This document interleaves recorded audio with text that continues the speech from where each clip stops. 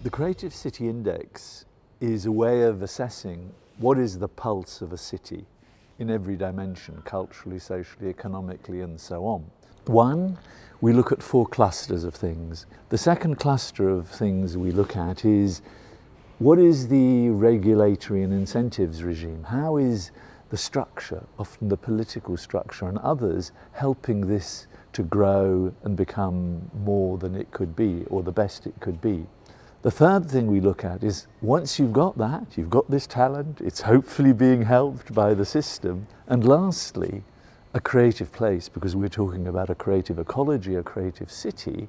How can you see it? What's the lived experience? When you walk down the street, can you feel this is a place that's interesting? So for me to say, is Krakow creative?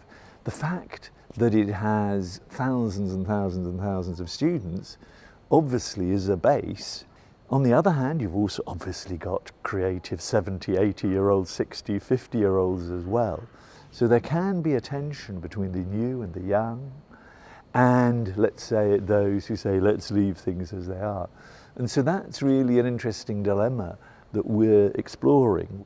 Krakow was one of the first places in the then Eastern Europe where I worked in collaboration with your then Vice Mayor and the British government, looking at its cultural position. That was more culture as art. So I've always had an affection for the city and have felt I know it in some way. One of the things I'm hoping is that we share knowledge. I don't know everything. Basically, I use a sort of word which is a bit like a cliche.